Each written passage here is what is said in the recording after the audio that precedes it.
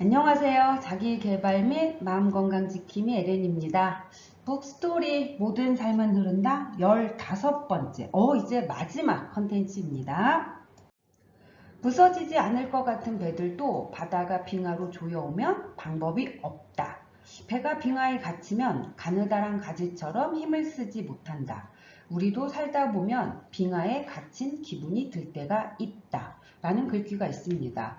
살다가 빙하에 갇힌 기분이 들었을 때 우리는 내 스스로의 내 삶에 대한 평가를 잘못됐다, 실패했다, 이런 식으로 판단하거나 해석을 하는 경우가 있습니다.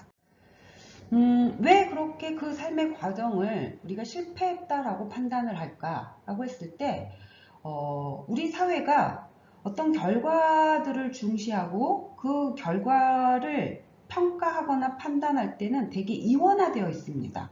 성공했거나 실패했거나 붙었거나 떨어졌거나 이런 것들로 굉장히 많이 판단을 합니다.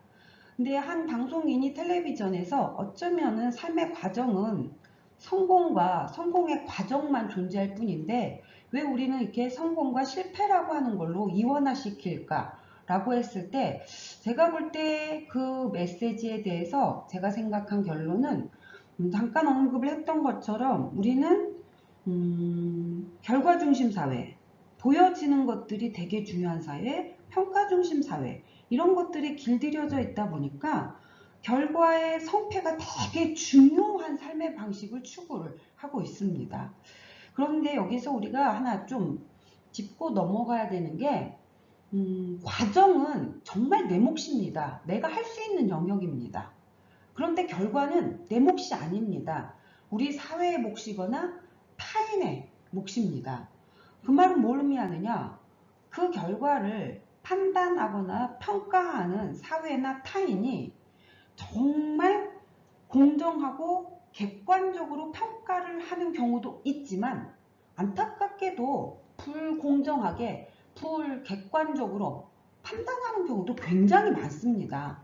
그러면 나의 과정이 잘못된 것보다는 그 평가를 하고 있는 결과가 잘못된 건데 우리가 그 결과에 길들여져 있다 보니까 내가 떨어졌거나 내가 실패했거나 하게 되면 내가 과정 중에서 많은 시간과 노력과 에너지를 투자한 것들을 너무 무가치하고 무의미하게 해석을 해버리는 경우가 많이 있는 것 같습니다.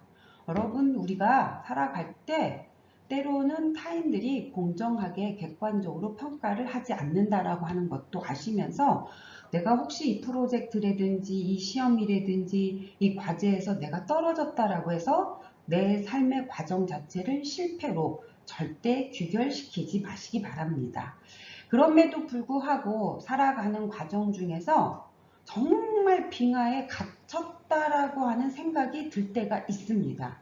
자, 그럴 때는 어떻게 해야 될까 했을 때는 어떻게 해야 될까 할 때는 스톱하지 마시고 고 하셨으면 좋겠습니다. 그런데 이 프로젝트라든지 시험이라든지 과제를 향해서 고하라 그 의미가 아닙니다.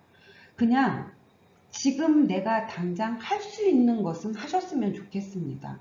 스톱을 해버리면 무기력한 상태로 이어지게 될 것이고 무기력한 상태가 오래되면은 일상의 것들도 수행하기가 어려워지는 경우가 굉장히 많습니다. 그러니까 지금 당장 할 수 있는 거, 아침에 눈을 떴으면 이불이 돼도 개는 거를 하거나 방을 좀 청소를 한다든지 아니면 동네 한 바퀴를 산보를 좀 한다든지 이처럼 프로젝트 시험하고 상관없이 지금 당장 할 수 있는 작고 소소한 일상들을 절대 스톱하지 마시고 그거는 고 하시면서 가셨으면 좋겠습니다. 그러면 내가 계속 고 하고 있었기 때문에 또 다른 어떤 시험이라든지 프로젝트가 왔을 때 도전하는 게 가능합니다. 그런데 일상조차도 다 스톱을 해버리면 그러한 프로젝트 시험이 왔을 때 우리가 소위 말하고 있는 가동하는 게 되게 어렵기 때문에 아예 시작조차도 하지 않는 이런 경우가 발생할 수 있다는 거 기억하셨으면 좋겠습니다. 어쩌면 우리의 삶의 과정은 유아기, 아동기, 청소년기, 성인 전기, 성인 중기, 성인 후기까지 이어질 겁니다. 그리고 삶의 과정에서의 평가도 중요합니다. 그리고 이 삶의 과정에서의 평가는 어쩌면 타인과 사회가 하는 경우가 굉장히 많이 있을 겁니다. 그렇지만 분명한 거, 삶에 대한 성인 후기 단계에서 최종적으로 평가하는 것은 사회가 평가하고 타인이 평가하지 않습니다. 내 자신이 평가한다라고 하는 걸 기억하시면서 나의 일상을 수도하지 않고 보호하시면서 자꾸 가는 그러한 삶의 방식들이 좀 필요하지 않을까 싶습니다. 삶을 성공과 실패로 이원할 수 있는가? 그리고 관계를 손해와 이익으로 구분할 수 있는가? 행복을 돈 많음과 돈 적음으로 나눌 수 있는가? 이런 질문들에 대해서 저는 아니다라고 생각합니다.